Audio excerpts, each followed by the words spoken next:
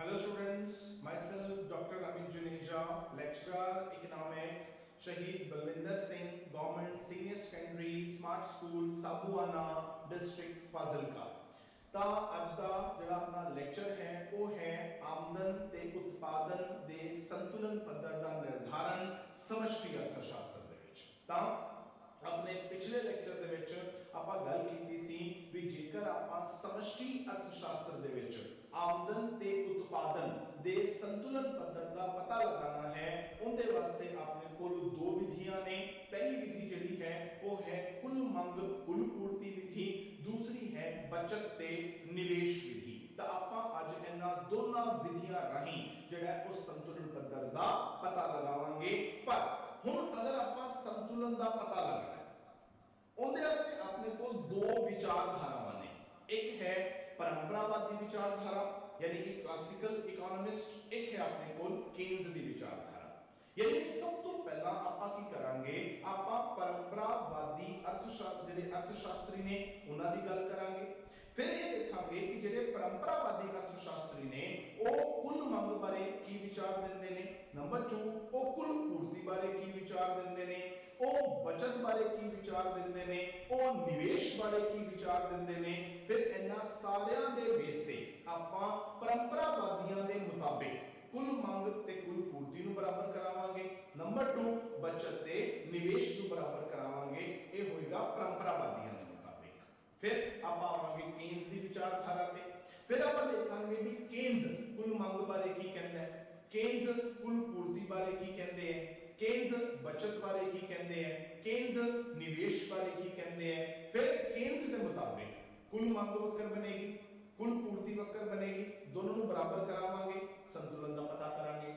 केंद्र के मुताबिक बचत वक्र बनावांगे, निवेश वक्र बनावांगे, दोनों को बराबर करावांगे ते संतुलन का पता करांगे। तो सब तो पहला जो अपना टॉपिक है वो है भी जिन्ने भी अपने परंपरावादी अर्थशास्त्री ने उन्हां दे मुताबिक आपा की करना है, आपा कुल मंग ते कुल पूर्ति जिहड़ी है उन्हां दा पता लगाना है। ठीक है जी, क्योंकि जिहड़ियां विधियां ने वो अपने को दो ने।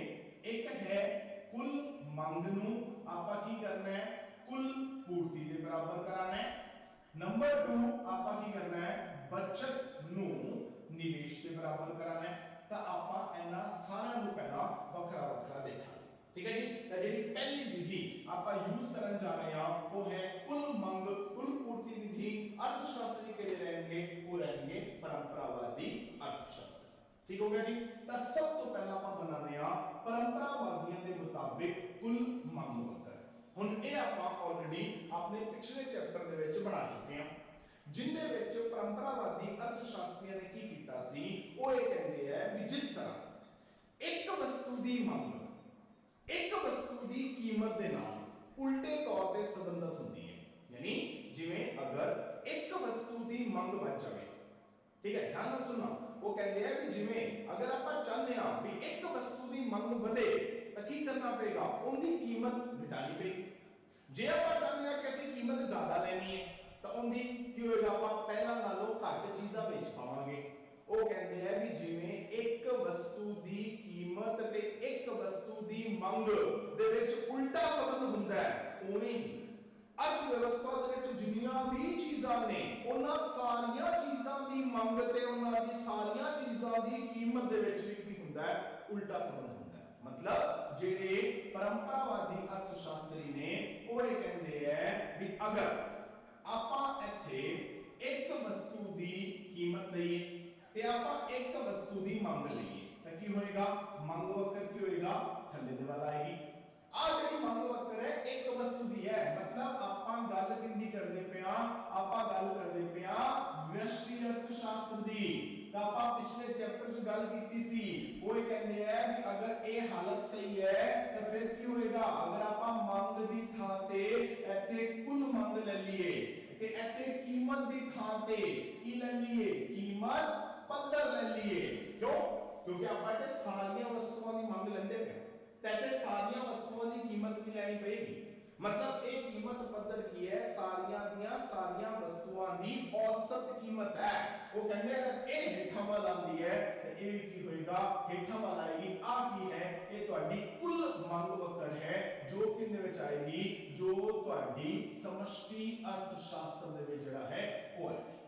ਤਾਂ ਜਿਹੜੇ ਪਰੰਪਰਾਵਾਦੀ ਨੇ ਉਹ ਕੀ ਕਰਦੇ ਹੈ, ਉਹ ਕੁੱਲ ਮੰਗ ਨੂੰ ਕਿੰਨੇ ਨਾਲ ਜੋੜਦੇ ਹੈ, ਉਹ ਕੁੱਲ ਮੰਗ ਨੂੰ ਕੀਮਤ ਪੱਧਰ ਦੇ ਨਾਲ ਜੋੜਦੇ ਹੈ। ਤੇ ਇਹ ਮੰਨ ਕੇ ਚੱਲਦੇ ਹੈ ਵੀ ਕੁੱਲ ਮੰਗ ਦਾ ਕੀਮਤ ਪੱਧਰ ਦੇ ਨਾਲ ਉਲਟਾ ਸੰਬੰਧ ਹੁੰਦਾ ਹੈ। ਕਿਉਂ? ਕਿਉਂਕਿ ਇੱਕ ਵਸਤੂ ਦੀ ਮੰਗ ਦਾ ਇੱਕ ਵਸਤੂ ਦੀ ਕੀਮਤ ਦੇ ਨਾਲ ਉਲਟਾ ਸੰਬੰਧ ਹੁੰਦਾ ਹੈ। ਠੀਕ ਹੈ, ਜੋ ਆਪਾਂ ਸ਼ੁਰੂਆਤ ਕੀਤੀ ਸੀ ਉਦੋਂ ਵੀ ਆਪਾਂ ਇਹ ਗੱਲ ਕਹੀ ਸੀ ਵੀ ਜਿਹੜੇ ਪਰੰਪਰਾਵਾਦੀ ਅਰਥਸ਼ਾਸਤਰੀ ਨੇ ਇਹਨਾਂ ਦੇ ਨਿਯਮ ਗਲਤ ਨਹੀਂ ਹੈਗੇ ਸੀ। गलती ਇਹਨਾਂ ਕੋਲੋਂ ਕਿੱਥੇ ਹੋਈ ਵੀ ਇਹਨਾਂ ਨੇ ਕੀ ਕੀਤਾ, ਜਿਹੜੇ ਇੱਕ ਵਸਤੂ ਦੇ ਨਿਯਮ ਸੀ, ਇੱਕ ਚੀਜ਼ ਦੇ ਨਿਯਮ ਸੀ ਜਾਂ ਜੋ ਵਿਅਸ਼ਟੀ ਦੇ ਨਿਯਮ ਸੀ ਉਹਨਾਂ ਨੂੰ ਕੀ ਕੀਤਾ, ਸਮਸ਼ਟੀ ਤੇ ਲਾਇਆ। ਤਾਂ ਇਹਨੇ ਕੀ ਕੀਤਾ, ਇਹ ਕਹਿੰਦਾ ਜਿਵੇਂ ਇੱਕ ਵਸਤੂ ਦੀ ਮੰਗ ਤੇ ਇੱਕ ਵਸਤੂ ਦੀ ਕੀਮਤ ਉਲਟੇ ਤੌਰ ਤੇ ਸੰਬੰਧਿਤ ਹੁੰਦੇ ਨੇ, ਇਹਦਾ ਮਤਲਬ ਇਹ ਹੋਏਗਾ ਵੀ ਅਰਥ ਵਿਵਸਥਾ ਦੇ ਵਿੱਚ ਜਿੰਨੀਆਂ ਵੀ ਚੀਜ਼ਾਂ ਨੇ ਉਹਨਾਂ ਸਾਰੀਆਂ ਚੀਜ਼ਾਂ ਦੀ ਮੰਗ ਤੇ ਉਹਨਾਂ ਸਾਰੀਆਂ ਚੀਜ਼ਾਂ ਦੀ ਔਸਤ ਕੀਮਤ ਦਾ ਵੀ ਕੀ ਹੋਏਗਾ, ਉਲਟਾ ਹੀ ਸੰਬੰਧ ਹੋਏਗਾ। ਤਾਂ ਆ ਹੈ ਕੇਨਜ਼ ਦੇ ਪਰੰਪਰਾਵਾਦੀਆਂ ਦੇ ਮੁਤਾਬਿਕ ਕਿਹੜੀ ਕੁੱਲ ਮੰਗ ਵਕਰ। ਨੰਬਰ 2, अगर आप परंपरावादियों के मुताबिक कुल पूर्ति वक्र बनाइए तो हुण आपां फिर परंपरावादियों के विचार लेने पैणगे। यानी हुण सोचो भी आपां हुण संतुलन का पता करना है।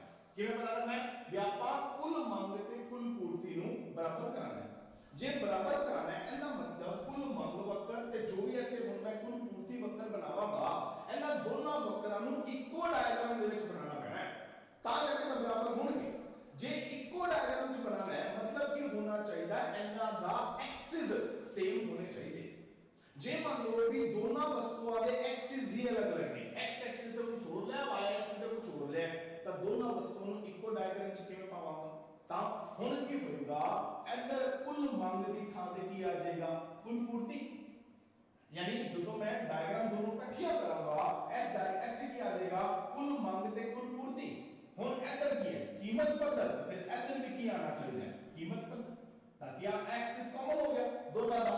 यानी जेडे परंपरावादी ने वो की करते हैं, वो कुल मंग नु भी कीमत पद्धर दे नाल जोड़ते हैं ते कुल पूर्ति नु भी कीमत पद्धर दे नाल जोड़ते हैं, ताकि कल की कर सकिए ये दोनों एक्सिस कॉमन ने। ठीक है, तो इन्हां दो डायग्राम नु ਅਸੀਂ की कर सकिए इकट्ठा कर सकिए।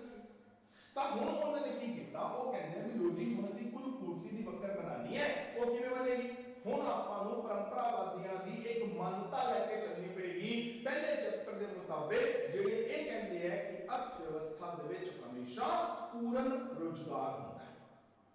परंपरावादी ये कहते हैं भी अर्थव्यवस्था दे विच जिन्ने भी लोग ने जेडे काम करना चाहते ने, वर्तमान मजदूरी दर ते काम करना चाहते ने, काम नूं करन दे काबिल ने, उन्हां सारे लोकां नूं काम मिलिया होया, बेरोजगार कोई है ही नहीं। अगर सोचो भी अगर कोई बंदा बेरोजगार ही नहीं हैगा, सारे के सारे लोकां नूं काम मिलिया होया है, मैं चाहना कि मैं उत्पादन बढ़ाना है। हुण जे बंदा ही कोई वेला नहीं हैगा तो मैं उत्पादन किवें बढ़ावांगा। यानी ये मान के चलते ने परंपरावादी भी क्योंकि पूर्ण रोजगार है, जिन्ने बंदे सी सारे काम से लगे हुए ने, जिन्ना उत्पादन वो कर सकते सी उन्ना उत्पादन वो कर रहे ने, क्योंकि रोजगार को बढ़ाना संभव नहीं है तो फिर उत्पादन को भी बढ़ाना संभव नहीं है। हम जे उत्पादन ही नहीं बढ़ेगा, चीज़ां नवीं बननगियां नहीं तो बाजार च आउणगियां कित्थों। इहदा मतलब ये मान के चलते ने कि कुल पूर्ति जिहड़ी है वो भी की है स्थिर है। तो आ बन गई अपनी कुल पूर्ति वक्र। वो कहता है कुल पूर्ति ओ क्यू ते स्थिर है, इन्हें चेंज नहीं होना। मतलब अगर भावें तुहाडे कीमतां P ने, भावें P1 ने ते भावें P2 ने, जो मर्जी है कुल पूर्ति एवें दी एवें ही रहेगी। कुल पूर्ति जो रहेगी वो की रहेगी, स्थिर रहेगी। तब ए होगी परंपरावादियों के मुताबिक कुल मंग वक्र, ए होगी परंपरावादियों के मुताबिक कुल पूर्ति वक्र। हुण आपां की करना है, हुण आपां संतुलन पता करना है। संतुलन पता करने वास्ते की करते हैं, कुल मंग ते कुल पूर्ति विधि के मुताबिक ये जिहड़ी कुल मंग वक्र है ते जिहड़ी कुल पूर्ति वक्र है, इहनूं की करते हैं, इहनूं इक्को डायग्राम च बना लेंगे। ਤਾਂ ਹੁਣ ਆਪਾਂ ਕੀ ਕਰਨ ਜਾ ਰਹੇ ਹਾਂ, ਇੱਥੇ y ਐਕਸਿਸ ਕਿਉਂਕਿ ਦੋਨਾਂ ਦਾ ਕਾਮਨ ਸੀ, तो की सी कीमत पद्धर, इधर ਕੀ ਲਿਆ ਕੁੱਲ ਮੰਗ, ਦੂਜੇ ਕੀ ਲਿਆ ਕੁੱਲ ਪੂਰਤੀ, ਤਾਂ ਆਪਾਂ ਤੇ ਕੁੱਲ ਮੰਗ ਤੇ ਕੁੱਲ ਪੂਰਤੀ ਲੈ ਲਈ। ਤਾਂ ਹੁਣ ਜਿਹੜੀ ਕੁੱਲ ਪੂਰਤੀ ਵਕਰ ਹੈ ਉਹ ਤਾਂ ਸਥਿਰ ਹੈ, ਉਹ ਤਾਂ ਆ ਗਈ ਜੀ ਆਪਣੀ ਕੁੱਲ ਪੂਰਤੀ ਵਕਰ, ਜਿਹੜੀ ਫਿਕਸ ਹੈ, ਜਿਹੜੀ ਚੇਂਜ ਨਹੀਂ ਹੋਣੀ। ਹੁਣ ਜਿਹੜੀ ਕੁੱਲ ਮੰਗ ਹੈ ਉਹ ਕੀ ਹੋ ਰਿਹਾ ਹੈ, ਉਹ ਥੱਲੇ ਦੀ ਵੱਲ ਆ ਰਹੀ ਹੈ, ਆ ਕੁੱਲ ਮੰਗ ਵਕਰ ਹੈ। ਤਾਂ ਹੁਣ ਕੁੱਲ ਮੰਗ ਤੇ ਕੁੱਲ ਪੂਰਤੀ ਕੀ ਨੇ E ਪੁਆਇੰਟ ਤੇ ਬਰਾਬਰ ਹੋਏ, ਤਾਂ ਅਰਥ ਵਿਵਸਥਾ ਦੇ ਵਿੱਚ ਕੀਮਤ ਪੱਧਰ ਕਿੰਨਾ ਆ ਗਿਆ OP, ਯਾਨੀ ਉਹ ਕਹਿੰਦੇ ਆ ਵੀ ਕੁੱਲ ਮੰਗ ਤੇ ਕੁੱਲ ਪੂਰਤੀ ਦੇ ਮੁਤਾਬਿਕ ਅਰਥ ਵਿਵਸਥਾ ਜਿਹੜੀ ਹੈ OP ਕੀਮਤ ਪੱਧਰ ਤੇ OQ ਕੁੱਲ ਮੰਗ ਤੇ ਕੁੱਲ ਪੂਰਤੀ ਦੇ ਪੱਧਰ ਤੇ ਕੀ ਹੋਏਗਾ, ਸੰਤੁਲਨ ਦੇ ਵਿੱਚ ਹੋਏਗੀ। ਇਹਦੇ ਵਿੱਚ ਕਿਸੇ ਵੀ ਤਰ੍ਹਾਂ ਦਾ ਬਦਲਾਵ ਜਿਹੜਾ ਹੈ ਉਹ ਨਹੀਂ ਹੋਏਗਾ। ਜਿਵੇਂ ਹੁਣ ਸੋਚੋ, ਅਗਰ ਆਪਾਂ ਸਪੋਜ਼ ਕਰੀਏ ਵੀ ਅਰਥ ਵਿਵਸਥਾ ਸੰਤੁਲਨ ਦੇ ਵਿੱਚ ਨਹੀਂ ਹੈ, सपोज करो कि आप E पॉइंट ਤੇ ਨਹੀਂ ਫਿਰ ਕੀ ਹੋ ਸਕਦਾ ਹੈ, ਜਾਂ ਤਾਂ ਆਪਾਂ E पॉइंट ਤੋਂ ਉੱਪਰ ਹੋ ਸਕਦੇ ਹਾਂ ਤੇ ਜਾਂ E पॉइंट ਤੋਂ ਥੱਲੇ ਹੋ ਸਕਦੇ ਹਾਂ। E पॉइंट अपना संतुलन ਦਾ ਪੁਆਇੰਟ ਹੈ ਪਰੰਪਰਾਵਾਦੀਆਂ ਦੇ ਮੁਤਾਬਿਕ। ਇੱਥੇ ਕੀ ਹੋ ਰਿਹਾ ਹੈ, ਆ ਆਪਣੀ ਕੁੱਲ ਪੂਰਤੀ ਵਕਰ ਹੈ ਬਿਲਕੁਲ ਸਿੱਧੀ, ਆ ਕੁੱਲ ਮੰਗ ਵਕਰ ਥੱਲੇ ਦੀ ਆ ਰਹੀ ਹੈ, E पॉइंट ਤੇ ਦੋਨੋਂ ਬਰਾਬਰ ਹੈ, ਤਾਂ E ਦਾ ਸੰਤੁਲਨ ਹੋ ਗਿਆ। सपोज करो संतुलन नहीं है फिर ਕੀ ਹੋਏਗਾ, ਜਾਂ ਤਾਂ ਆਪਾਂ E ਤੋਂ ਥੱਲੇ ਹੋਵਾਂਗੇ ਯਾਨੀ ਆਪਾਂ E1 ਤੇ ਹੋ ਸਕਦੇ ਹਾਂ, ਜਾਂ ਆਪਾਂ E ਤੋਂ ਉੱਤੇ ਹੋਵਾਂਗੇ ਜਾਂ ਆਪਾਂ E2 ਤੇ ਹੋ ਸਕਦੇ ਹਾਂ। ਸਪੋਜ਼ ਕਰੋ ਆਪਾਂ E1 ਤੇ, ਹੁਣ E1 ਦੇ ਅਕੋਰਡਿੰਗਲੀ ਕੀਮਤ ਕਿੰਨਾ ਹੈ P1।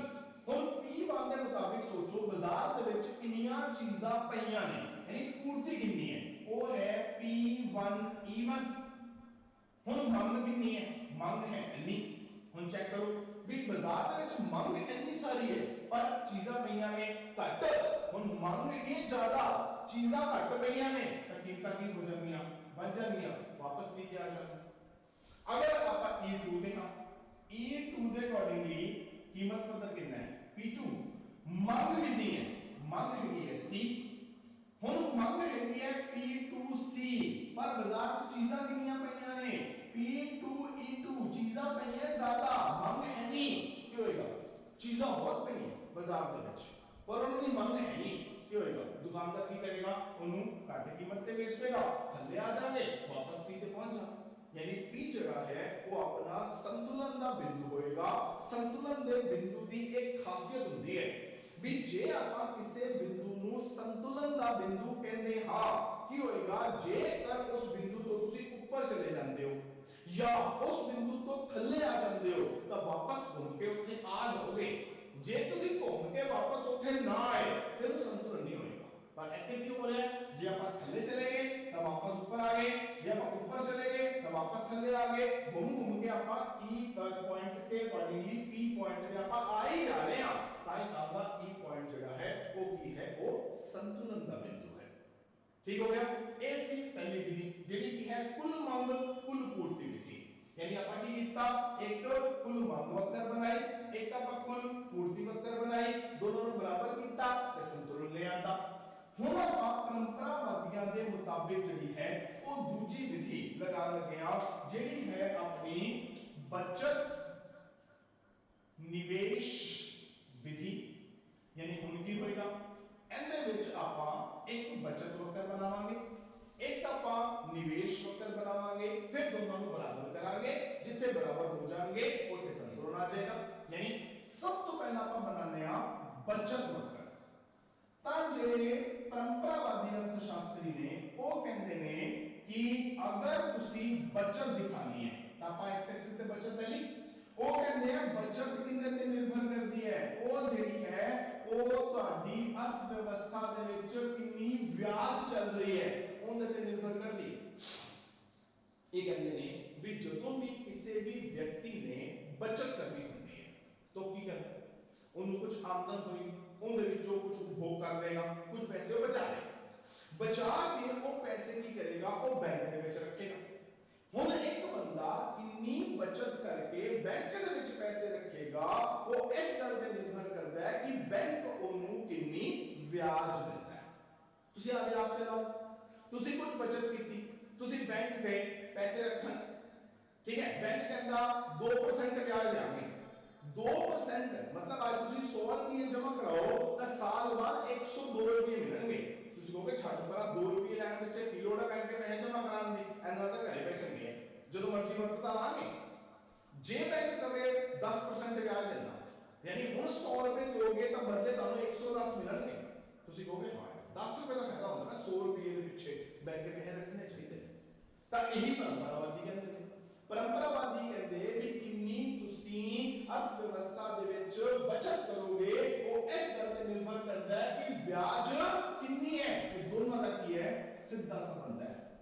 यानी आप बनेगी अपनी बचत दी बरकत। यानी सोचो भी जेता अर्थव्यवस्था च ब्याज लगी है आर तां कहंदा लोकी बचत करनगे एस, जे बैंकां ने ब्याज वधा के करती R1 तां लोकी की करेंगे बचत ज्यादा करना लग पैणगे। क्यों? क्योंकि उन्होंने लगेगा कि सानू बैंक तो ना ब्याज ज्यादा मिलती भी है, सानू की करना चाहिए, ज्यादा बचत करनी चाहिए, ज्यादा पैसा बैंक च रखना चाहिए, ज्यादा ब्याज कमानियां चाहिए ने, तो की करेंगे आधी बचत बढ़ा देंगे। जे मान लो बैंकां ने ब्याज होर बढ़ाती तां हुण लोकां नू फायदा होर ज्यादा होण लग पेगा, वो की करेंगे वो आधी बचत होर बढ़ा देंगे। यानी परंपरावादियों के मुताबिक बचत ते ब्याज दी दर दोनों का की हुंदा है सीधा संबंध जड़ा है वो होया करता है। बन गई बचत वक्त। हुण आपां किहड़ी बनानी है निवेश वक्त, तां निवेश वक्त बना लेंगे। तां हुण परंपरावादियों के मुताबिक एक जिहड़ा उत्पादक है उन्हें की करना है, उन्हें निवेश करना है, यानी उन्हें आदि कंपनी दे विच पैसा लाना है। हुण निवेश की हुंदा है, निवेश हुंदा है पूंजी भंडार विच होने वाला वाधा, मतलब जिन्नियां मशीनां जिन्ना पूंजी भंडार तुहाडे कोल पहला हैगा तुसी किन्ने पैसे होर लाए जिंदे नाल ओ पूंजी भंडार वध गया, तां तुसी की करना है पैसे उनदे च लाने, तां उत्पादक ने की करना है निवेश करना है। हुण उन्होंने निवेश करने वास्ते पैसा चाहिए, हुण पैसा कित्थों आएगा? कहते परंपरावादी कहते ने वो पैसा भी कित्थों आएगा बैंकां तो। तां एक उत्पादक निवेश करने वास्ते बैंक को गया, वो कहता जी मैं निवेश करना है, मैं पैसे लाने ने, मैनू उधार चाहिए, की ब्याज लोगे? तां हुण कहंदा हुण सोचो भी अगर कॉमन सेंस भी लाइए तां अगर बैंक उन्होंने कहन कि भैया ब्याज का लांगे तेरे को आर, तो कहेगा तो बहुत ज्यादा है जी, एने ब्याज ते मैं बहुत ज्यादा कर्जा नहीं ले सकता, एने ब्याज ते तां मैं कर्जा सिर्फ जिहड़ा है वो आए ही लवांगा। हुण जे मान लो कहंदा बैंक ब्याज घटा दे, हुण बैंकां ने ब्याज की कीता घटाती, यानी जिहड़ा कर्जा लेने वास्ते उत्पादक गया सी उनदे वास्ते हुण कर्जा लेना पहला नालों की हो गया सस्ता हो गया। वो की कहेगा वो कहंदा ले भी हुण तां कर्जा लेना सस्ता हो गया, आपां की करने आ कर्जा ज्यादा ले लेने आ, तो की करेगा I1 बैंक ने ब्याज होर घटाती उनदे से कर्जा लेना होर सस्ता हो गया, वो की करेगा वो कहेगा अपन जेड़ा निवेश है होर ज्यादा कर देंगे। यानी अगर पहला A पॉइंट ते C बाद च B पॉइंट ते C बाद च C पॉइंट ते C अगर ਆਪਾਂ ਇਹਨਾਂ ਤਿੰਨਾਂ ਨੂੰ ਮਿਲਾ ਦਈਏ ਆ ਬਣ ਜਾਏਗੀ ਆਪਣੀ ਨਿਵੇਸ਼ ਵਕਤ ਜਿਹੜੀ ਕੀ ਕਰਨੀ ਹੈ ਜਿਹੜੀ ਵਿਆਜ ਤੇ ਨਿਵੇਸ਼ ਦਾ ਆਪਸ ਦੇ ਵਿੱਚ ਉਲਟਾ ਸੰਬੰਧ ਦਿਖਾਉਂਦੀ ਪਈ ਹੈ ਵੀ ਜੇ ਤਾਂ ਤੁਹਾਨੂੰ ਬੈਂਕ ਵਿਆਜ ਲਗਾਉਣਗੇ ਜ਼ਿਆਦਾ ਤਾਂ ਫਿਰ ਤੁਸੀਂ ਨਿਵੇਸ਼ ਕਰੋਗੇ ਘੱਟ, ਜੇ ਬੈਂਕ ਤੁਹਾਨੂੰ ਵਿਆਜ ਦਰ ਘੱਟ ਲਾ ਲੈਂਦੇ ਨੇ सस्ता कर्जा दे देंगे ने तुसी कर्जा ज्यादा लोगे तो निवेश ज्यादा करोगे। ता आ है परंपरावादियों के मुताबिक बचत वक्र, आ है परंपरावादियों के मुताबिक निवेश वक्र, दोनों ही चीजां यानी कि बचत ते निवेश दोनों को किंदे ते आधारित करते हैं ब्याज दर ते निर्धारित करते हैं। वो कहते हैं बचत भी ब्याज से निर्भर करती है ते निवेश भी ब्याज पे निर्भर हुण अगर आपां संतुलन का पता करना है तो हुण आपां की करांगे इन्हां दोनों नूं इक्को ही डायग्राम दे विच बना देंगे। हुण दोनों दे y एक्सिस ते ब्याज दर है, इधर भी ब्याज है इधर भी ब्याज है तो इधर भी ब्याज आएगी, क्यों मैं दोनों इकट्ठा कर दांगा। हुण पहले दे विच की सी बचत अते दूजे च की सी निवेश, तो आ बन गया बचत अते निवेश। तो हुण आ बन गई परंपरावादियों के मुताबिक निवेश वक्र जिहड़ी थल्ले वाला आ रही है, आ देखो थल्ले वाला आ रही है, ते आ बन गई परंपरावादियों के मुताबिक बचत वक्र जिहड़ी ऊपर वाल जा रही है, आ देखो ऊपर वाल जा रही है। केड़े पॉइंट ते दोनों बराबर ने E पॉइंट ते, ਤਾਂ ਮੈਂ ਕਹਾਂਗਾ E ਪੁਆਇੰਟ ਸੰਤੁਲਨ ਦਾ ਹੈ ਜਿੰਦੇ ਮੁਤਾਬਿਕ ਅਰਥ ਵਿਵਸਥਾ ਦੇ ਵਿੱਚ ਵਿਆਜ ਦਰ ਜਿਹੜੀ ਹੈ ਉਹ ਕਿੰਨੀ ਹੈ R ਹੈ ਤੇ ਕਿੰਨੀ ਬਚਤ ਤੇ ਕਿੰਨੇ ਨਿਵੇਸ਼ ਕੀਤੇ ਜਾਣਗੇ OQ। ਹੁਣ ਫਿਰ ਉਹੀ ਗੱਲ ਆ ਗਈ ਵੀ ਜੇ ਮੈਂ ਇਹ ਕਹਿਣਾ ਵੀ E ਪੁਆਇੰਟ ਜਿਹੜਾ ਹੈ ਉਹ ਸੰਤੁਲਨ ਦਾ ਪੁਆਇੰਟ ਹੈ, ਇਹਦਾ ਮਤਲਬ ਇਹ ਹੋਏਗਾ ਵੀ ਜੇਕਰ ਮੈਂ S ਪੁਆਇੰਟ ਤੋਂ ਉੱਤੇ ਗਿਆ ਜਾਂ S ਪੁਆਇੰਟ ਤੋਂ ਥੱਲੇ ਗਿਆ ਮੈਨੂੰ ਵਾਪਸ S ਪੁਆਇੰਟ ਤੇ ਆ ਜਾਣਾ ਚਾਹੀਦਾ ਹੈ। ਜੇ ਮੈਂ ਉੱਪਰ ਚਲਾ ਜਾਵਾਂ ਜਾਂ ਥੱਲੇ ਚਲਾ ਜਾਵਾਂ ਤੇ ਵਾਪਸ S ਪੁਆਇੰਟ ਤੇ ਨਾ ਆਵਾਂ ਫਿਰ ਇਹ ਸੰਤੁਲਨ ਨਹੀਂ ਹੋਏਗਾ। ਤਾਂ ਆਪਾਂ ਨੂੰ ਚੈੱਕ ਕਰਨਾ ਪਏਗਾ ਵੀ ਕੀ ਆਪਾਂ ਵਾਪਸ S ਪੁਆਇੰਟ ਤੇ ਆ ਰਹੇ ਹਾਂ ਜਾਂ ਨਹੀਂ ਆ ਰਹੇ। ਤਾਂ ਚੈੱਕ ਕਰਦੇ ਹਾਂ। ਸਪੋਜ਼ ਕਰੋ ਕਿ ਵਿਆਜ R ਨਹੀਂ ਹੈਗੀ ਬਲਕਿ R1 ਹੈ, यानी जितनी संतुलन ब्याज दर होनी चाहिए है उस तो ज्यादा है, ज्यादा का की होएगा एंड बिल्कुल सामने ले लो। आज जिथे निवेश ਨੂੰ ਕੱਟ ਕੀਤਾ ਉਥੇ A ਦੇ ਦਿਓ, ਜਿਥੇ ਬਚਤ ਨੂੰ ਕੱਟ ਕੀਤਾ ਉਥੇ B ਦੇ ਦਿਓ। ਹੁਣ ਸੋਚੋ ਕਿ ਜੇਕਰ ਵਿਆਜ ਦਰ R1 ਹੈ यानी ਜਿੰਨੀ ਹੋਣੀ ਚਾਹੀਦੀ ਹੈ ਉਸ ਤੋਂ ਜ਼ਿਆਦਾ ਹੈ ਕੀ ਹੋਏਗਾ, ਇਹਨਾਂ ਨੂੰ ਫਾਇਦਾ ਹੋਏਗਾ ਬਚਤ ਕਰਨ ਵਾਲਿਆਂ ਨੂੰ। ਇਹ ਕਹਿੰਦੇ ਵਿਆਜ ਦਰ ਜਿੰਨੀ ਮਿਲਣੀ ਚਾਹੀਦੀ ਹੈ ਸਾਨੂੰ ਤੋਂ ਉਸ ਤੋਂ ਜ਼ਿਆਦਾ ਮਿਲੀ ਜਾਂਦੀ ਹੈ, ਸਾਨੂੰ ਤਾਂ ਫਾਇਦਾ ਹੋ ਰਿਹਾ ਹੈ। ਕੀ ਕਰਨਾ ਚਾਹੀਦਾ ਹੈ, ਸਾਨੂੰ ਜ਼ਿਆਦਾ ਬਚਤਾਂ ਕਰਨੀਆਂ ਚਾਹੀਦੀਆਂ ਨੇ। ਇਹ ਬਚਤਾਂ ਕਿੰਨੀਆਂ ਕਰਦੇ ਪਏ ਨੇ R1B यानी बचत कर करके बैंक के ਵਿੱਚ ਪੈਸੇ ਜਮ੍ਹਾਂ ਕਰੀ ਜਾਂਦੇ ਪਏ ਨੇ। ਤਾਂ ਬੈਂਕ ਕਹਿੰਦਾ ਸਾਡੇ ਕੋਲ R1B ਬਚਤਾਂ ਆ ਗਈਆਂ। ਹੁਣ ਬੈਂਕ ਨੇ ਜਿਹੜੇ ਲੋਕਾਂ ਕੋਲੋਂ ਪੈਸੇ ਲਏ ਕਿੰਦੇ ਤੌਰ ਤੇ ਬਚਤ ਦੇ ਤੌਰ ਤੇ, ਬੈਂਕ ਨੇ ਉਹਨੂੰ ਆਪਣੇ ਘਰੇ ਨਹੀਂ ਰੱਖਣਾ, ਉਹਨੇ ਕੀ ਕਰਨਾ ਉਹ ਪੈਸੇ ਅੱਗੇ ਕਿਸੇ ਨੂੰ ਫੜਾ ਦੇਣੇ ਨੇ ताकि जिन्हां ने पैसे जमा कराए ने उन्होंने ब्याज दिती जा सके। किवें देगा, जदों वो पैसे किसी होर नूं फड़ाऊगा उनके कोल ब्याज लेगा, थोड़ा बहुत आधे को रखेगा, बाकी की करेगा बचत करने वाले नूं दे देगा। तां हुण सोचो जदों बैंक ने लोन फड़ाने की कोशिश की तां लोन ले जा रहे ने R1A, पर बैंक कहता है मेरे को तां पैसे पए ने R1B, मेरे को तां इन्ने पैसे पए ने, लोन सिर्फ एनए लोग ही लेंदे पे ने। अरे इसका मतलब ए बी मेरे कोल पैसे फालतू पे ने, वो ऐसे पैसे ने जिन्हें मेरे कोल लोकां ने जमा तक कराते पर कोई उधार लेने नहीं आंदा पे। बैंक सोचेगा भी लोकी फटाफट पैसे जमा तक कराई जांदे पे ने पर लोन लेने कोई आंदा नहीं पिया। तो क्यों नहीं आंदा पिया, उन्हें समझ आएगी कि ब्याजां में ज्यादा रखती हैं, वो की करेगा ब्याज नूं घटा देगा, घटाएगा तो वापस आर ते पहुंच जाएगा। उल्टा जे ब्याज हो जावे R2 हुन एने बिल्कुल सामने चले गए। हुन जे बचत ते गया ता C पॉइंट ते आ, निवेश ते गया ता D पॉइंट ते आ। यानी लोकी बैंक विच पैसे जमा करांदे पे ने R2C, पर जेडे लोन लेने वाले बैठे ने वो बैठे ने R2D। बैंक सोचेगा कि लोकी पैसे जमा क्यों नहीं करांदे पे, उधार लेने वाले इतने सारे बैठे हैं, जमा कराने से इतने को बैठे। एक बार बैंक को पता लगेगा ब्याजा घट है, ता ब्याज घट है तो लोकी पैसे जमा ना करांदे नहीं पे, पर क्योंकि ब्याज घट है तो लोन लेने वाले बहुत बैठे हैं, बैंक की करेगा ब्याज बढ़ा देगा, तब आप उधर बैठे आर ते पहुंच जाएंगे। यानी E पॉइंट जड़ा है वो अपना संतुलन दा पॉइंट जड़ा है वो होएगा। क्यों होएगा, क्योंकि जे एस E तो ऊपर गए या एस E तो थल्ले गए वापस घूम के ਤੁਸੀਂ ਐਸੇ ਪੁਆਇੰਟ ਤੇ ਆ ਹੀ ਜਾਣਾ ਹੈ। ਤਾਂ ਹੁਣ ਆਪਾਂ ਪਰੰਪਰਾਵਾਦੀਆਂ ਦੇ ਮੁਤਾਬਿਕ ਅਰਥ ਵਿਵਸਥਾ ਦੇ ਵਿੱਚ ਸੰਤੁਲਨ ਦਾ ਪਤਾ ਕਰਨ ਦੀਆਂ ਦੋ ਵਿਧੀਆਂ ਕੀਤੀਆਂ। ਪਹਿਲੀ ਵਿਧੀ ਚ ਕੀ ਕੀਤਾ, ਕੁੱਲ ਮੰਗ ਤੇ ਕੁੱਲ ਪੂਰਤੀ ਨੂੰ ਬਰਾਬਰ ਕਰਾਇਆ, ਦੂਜੀ ਚ ਕੀ ਕੀਤਾ, ਬਚਤ ਤੇ ਨਿਵੇਸ਼ ਨੂੰ ਬਰਾਬਰ ਕਰਾਇਆ। ਹੁਣ ਆਪਾਂ ਆਨੇ ਆ ਆਪਣੀ ਪੁਰਾਣੀ ਗੱਲ ਤੇ ਜੋ ਇਹ ਕਹਿੰਦੀ ਹੈ ਵੀ ਵਿਧੀ ਜਿਹੜੀ ਮਰਜ਼ੀ ਲਾ ਲਓ ਕੋਈ ਫਰਕ ਨਹੀਂ ਪੈਣਾ, आंसर ਉੱਥੇ ਹੀ ਆਣਾ ਹੈ, ਸੰਤੁਲਨ ਜਿੱਥੇ ਆਣਾ ਹੈ ਉੱਥੇ ਹੀ ਆਣਾ ਹੈ, ਉਹ ਤੁਹਾਡੀ ਵਿਧੀ ਤੇ ਨਿਰਭਰ ਨਹੀਂ ਕਰਦਾ। ਕਿਵੇਂ, ਹੁਣ ਆਪਾਂ ਕੀ ਕਰਦੇ ਆ ਦੋਨੋਂ ਡਾਇਗਰਾਮ ਇਕੱਠੀਆਂ ਬਣਾਉਂਦੇ ਆ। ਇੱਕ ਡਾਇਗਰਾਮ ਬਣਾਵਾਂਗੇ ਉੱਪਰ, ਇਧਰ ਆਪਾਂ ਕੀ ਕਰਾਂਗੇ ਜਿਹੜਾ x ਐਕਸਿਸ ਹੈ ਉੱਥੇ ਲਾਵਾਂਗੇ ਕੁੱਲ ਮੰਗ ਅਤੇ ਕੁੱਲ ਪੂਰਤੀ।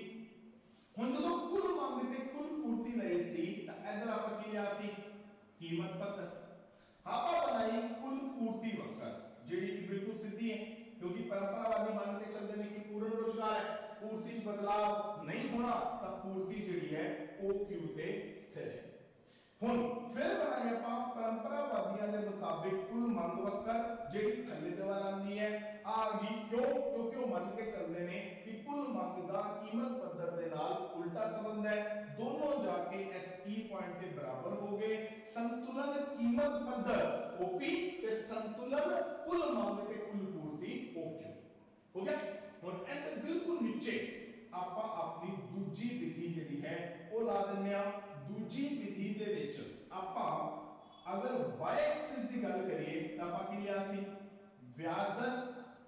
x एक्सिस ਤੇ ਕੀ ਲਿਆ ਸੀ, ਦੋ ਚੀਜ਼ਾਂ ਬਚਤ ਅਤੇ ਨਿਵੇਸ਼।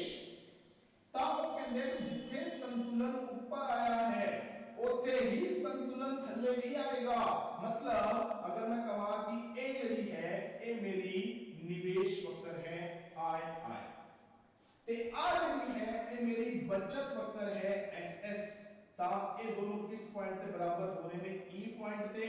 संतुलन की है OR, यानी देखो ऊपर संतुलन कितना आया, इधर देखिए x एक्सिस पे कितना आया OQ पे, इधर भी कितना आया OQ पे। यानी संतुलन उत्थे ही आना है, विधि भावे आ ला लो ते भावे आ ला लो। यानी जिथे संतुलन आएगा उत्थे की होएगा कुल मांग ते कुल पूर्ति भी बराबर होंगे, उत्थे की होएगा बचत ते निवेश भी बराबर होंगे। यानी अगर आ ते आ बराबर नहीं, ਇਹਦਾ मतलब ਇਹਦਾ x एक्सिस ਤੇ ਇਹਦਾ x एक्सिस बराबर, यानी जिथे कुल मांग ते कुल पूर्ति बराबर होंगे उत्थे ही बचत ते निवेश भी एक दूसरे के बराबर होंगे।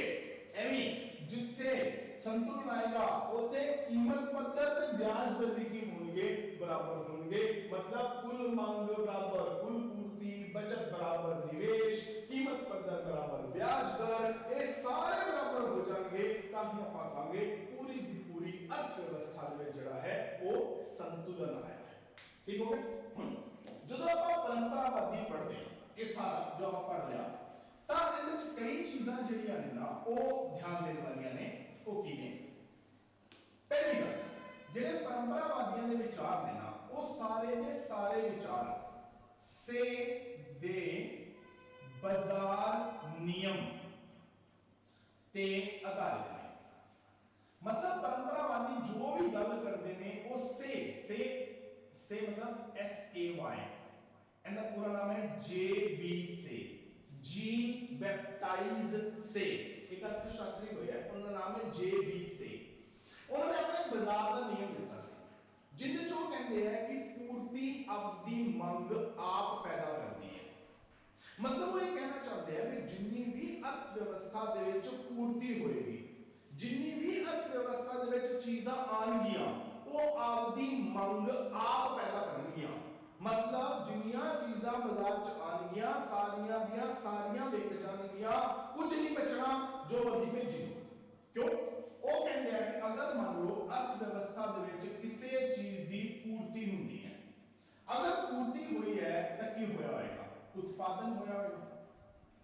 ठीक है, उत्पादन होया होएगा तो उनदे वास्ते उत्पादन दे साधनां नूं काम ते लाया होएगा। जे उत्पादन दे साधनां नूं काम ते लाया होएगा तो उन्होंने आमदन दित्ती होनी है। हुण वो आमदन दा की करनगे, आमदन नूं की कर देंगे, खर्च करेंगे। खर्च किते ते करनगे? मंग ते। हुण जिन्नी पूर्ति होएगी उन्ना उत्पादन करोगे, जिन्ना उत्पादन करोगे उन्ने पैसे उत्पादन दे साधनां नूं दे दोगे, उन्नी उन्हां दी आमदन हो जानी है। जिन्नी उन्हां दी आमदन होएगी उन्ना ही वो खर्च करनगे, भाव उन्नी ही वो मंग करनगे, पूर्ति ते मंग बराबर। यानी अगर वो कहता है कि सोच के देखो तुसी 100 रुपए का उत्पादन किया, ਇਹਦਾ मतलब तुसी 100 रुपए की पूर्ति की।